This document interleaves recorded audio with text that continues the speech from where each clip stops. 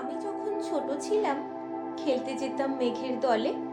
একদিন এক মেঘবালিকা প্রশ্ন করলো কৌতূহলে, এই ছেলেটা, নাম কি রে তোর?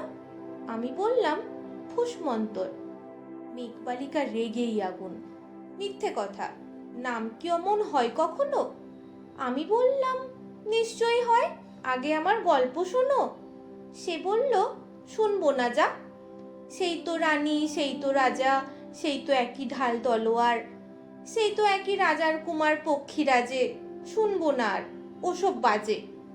আমি বললাম, তোমার জন্য নতুন করে লিখবো তবে। সে বলল, সত্যি লিখবি? বেশ, তাহলে মস্ত করে লিখতে হবে, মনে থাকবে, লিখেই কিন্তু আমায় দিবি।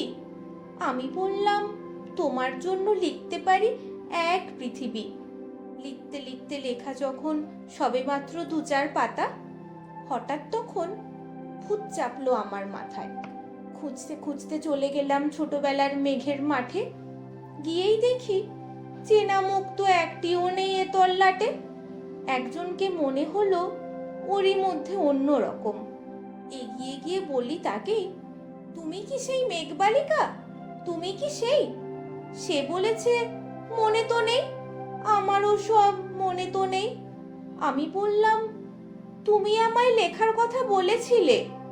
সে বলল, সঙ্গে আছে, ভাসিয়ে দাও গায়ের ঝিলে। আর হ্যাঁ শোনো, এখন আমি মেঘ নই আর, সবাই এখন বৃষ্টি বলে ডাকে আমায়। বলেই হঠাৎ এক পশলায় আমায় পুরো ভিজিয়ে দিয়ে অন্য অন্য বৃষ্টি বাদল সঙ্গে নিয়ে মিলিয়ে গেল দূরে কোথায়, দূরে দূরে। বৃষ্টি বলে ডাকে আমায়, বৃষ্টি বলে ডাকে আমায়।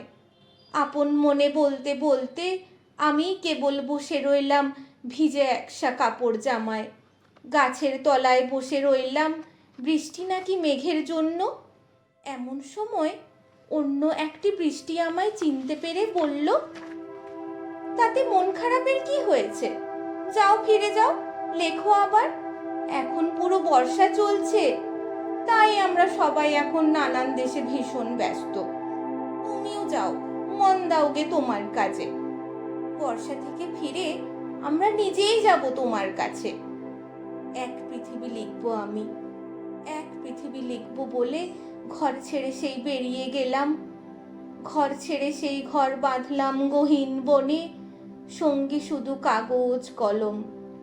একাই থাকবো, একাই দুটো ফুটিয়ে খাবো।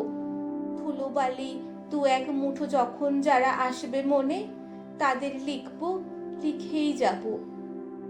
এক পৃথিবীর 100 রকম স্বপ্ন দেখার সাধ্য থাকবে যে রূপকথার, সে রূপকথা আমার একার। ঘাড় গুঁজে দিন লিখতে লিখতে, ঘাড় গুঁজে রাত লিখতে লিখতে, মুছেছে দিন মুছেছে রাত। যখন আমার লেখবার হাত অসাড় হলো, মনে পড়ল সাল কি তারিখ, বছর কি মাস, সেসব হিসেব আর রাখিনি।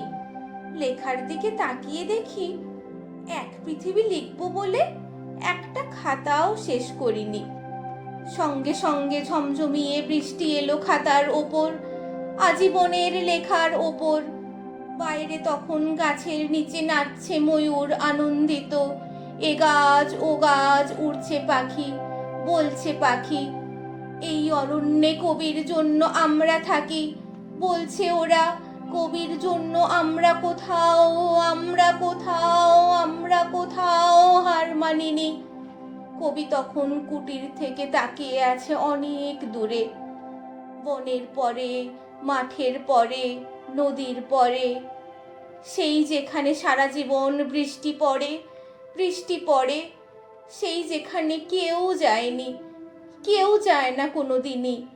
আজ সে কবি দেখতে পাচ্ছে, সেই দেশে সেই ঝর্ণা তলায় এদিক ওদিক ছুটে বেড়ায় সোনায় মোড়া মেঘ হরিণী, কিশোর বেলার সেই হরিণী।